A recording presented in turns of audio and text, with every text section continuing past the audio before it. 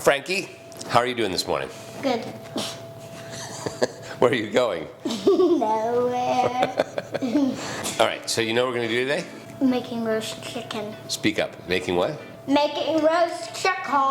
Okay, so roast chicken is something that a lot of people are very sort of scared to do, I guess. They think it's like a big deal, and it's really not. There's a couple of things that we're going to do that are going to show you how easy it is. So the first thing you're going to do is, what do you do with the oven, Frankie? Turn it on. Right, to get this 395, 400 degrees. So it's a very hot oven, okay? That's a big deal because you want to have it turn out right.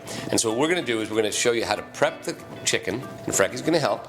And then we're going to show you to put it in the oven, and then we're going to show you how to break it down. And then we're going to come back around and we're going to make chicken broth, which is one of your favorite things, isn't it? Okay, great. So, first of all, Frankie, we have a chicken, right? A whole chicken.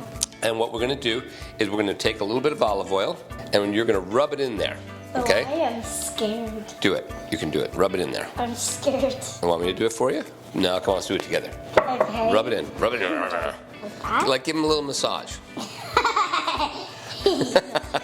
So there we go. So you rub olive oil into the outside. That's the point of what we're getting at here. Yeah, and that's my dad's job. Okay, and then you take a lemon, put a lemon inside of him. What the? In there? In the cavity. So you put a lemon in the cavity. Right. Go for it. Throw it in there. And then we grow lots of herbs around our house. And you should too. They're very easy to grow. This is thyme. And this is rosemary, which with Frankie's older brother used to call it grosemary, which I thought was pretty cool. And then this is lavender. And so we're going to stick all that in there too. Go on, just jam it in there. Here, I'll hold it. Yeah. And then you can like. And, yeah, push all the way in there. And then, just for good measure, another piece of lemon. Your job. And then there's a whole thing about trussing chickens that can be really problematic, and people are overwhelmed by it. So what we do is there's this little flap here at the bottom of the chicken's breast, and what you do is you take a paring knife and you stick it through and cut it back toward there, and then all you got to do is stick the leg through it. So then you take the other one and you do the same thing. So the reason that you truss a chicken, to get back to what I was saying, is you want to keep everything contained so it cooks in a similar time frame.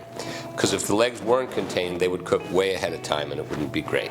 So we got olive oil, we've got our aromatics inside, then you want to season it.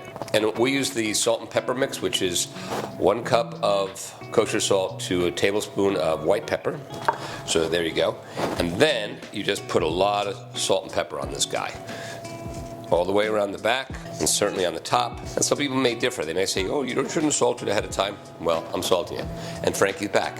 So here we go. So it's all salted, Frankie. Okay? Make sure you tuck the wings behind so they too are contained. And then you just put it in the proper size pan. And this pan is perfect for this. Okay? It just fits the chicken perfectly. And then you throw it in the oven at 395. And this is something you probably don't want your kid to do because I'm watching. it might get, it's a little hot, isn't it? This is a 2 cutting board operation. This cutting board, if you look carefully, has a little bit of a gutter around it. And when the chicken comes out of the oven, it'll put off some liquid. But I'm going to back up a little bit. So you put the chicken in the oven, and then you wonder, well, how long does it take to cook? How long does it take to cook a chicken, Frankie? Take a guess. 30-something minutes. Okay, that's a good start. So you want to check it after 30 minutes, all right? And so you do want to cook it probably about 45 minutes, and if it's a larger one, up to an hour, hour and 15 minutes. But what you do is I take a steel and I slide it in the back here, and I turn it up. And you want to make sure, and this one's been roasted ahead of time, that the juices run clear. If you get blood running out of the bottom of the chicken, then it's not cooked. If the juices run clear, it is cooked. And that's the simplest answer to that question. So now I'm going to show you guys how to break down the chicken. Here's a plate. All right, set it down there. So then what you do is, to break down the chicken, oh, by the way, this is one of the things my wife does. She takes this crispy part off of here, and she eats it. And it drives me absolutely crazy. And I love it. But I'm going to let it. It's the crispy part of the chicken. So then you take a knife, and you go right between the breast and the legs. Then you kind of come down here, and you'll see that there's a hip bone here that you can run your knife along. And then you flip it over, and then pull this away, and that's your thigh, clean as a whistle. And it also gets the oyster. If you know what the oyster is, you know it's a good thing. And then you take your knife and you go just to the left of what they call the keel bone, which is right here, and you run your knife right down along the wishbone, and then you run it this way, and then you could just take that off, trim it a little bit, Wishbone for me. and that's a half a chicken right there. So you got your thigh and your breast. And so you can feed a family of 4 with one of these. And Frankie wants me to get the wishbone out, so I'll show you guys how to do that real quick. So I'm going to do it again. I'm going to take the thigh, I'm going to spread this away from here, run my knife down the thigh, flip the chicken over, pull it back, and hold my knife here while tearing it off. And that usually gets the oyster, which is this piece here, which is really yummy. And then you take your knife and you go down the other side, just on the other side. See, this is the keel bone right here. And I've torn the skin, which is not cool, but that's all right. I'll eat it. Yeah, and then you run your knife down. And it's quite logical to take your knife right down through there. Then you take the thing, and obviously, if you wanted to, you can use gloves. This is still a little hot. I just got through roasting it a little bit before, and it can be, painfully uncomfortable. So there's that. Now here's the wishbone. So right at the top of the keel bone it's actually the clavicle, and you can pull this out of here and take all the meat off of it. Why don't you show it to everybody? Now it's like this. Right, and so what you do is you let that dry overnight or for a couple of days, and what you do is, let's show them how to do it. We won't break it, we'll just demonstrate. So you take, 2 people take one side and one side. And we pull it, and whoever gets up there, Gets their wish, true, their wish comes true.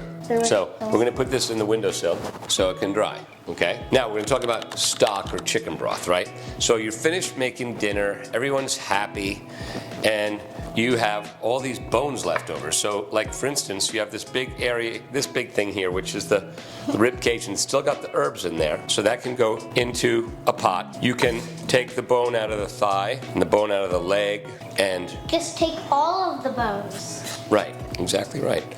And you can just put them right in there and take the bones. So you can take this, obviously, people will eat this stuff. So the bones can go right in there. The wing bones from the breast, you can take this bone out here too, which is the humerus, if you will. You can take this bone, put it in here.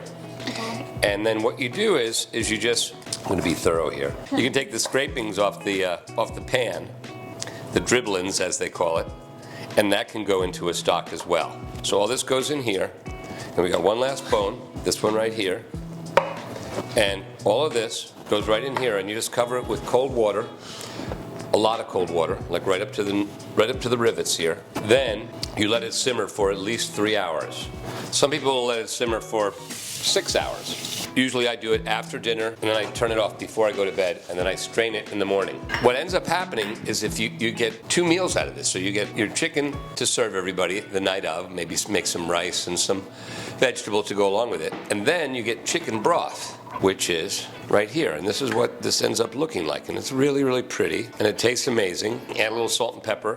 It has that kind of roast chicken flavor from the fact that you roasted the chicken. And then Frankie, you ready to eat some of this? Yeah. I'm going to try to get it cool, because I just brought it back to a boil. This is from another batch. And then you just take it.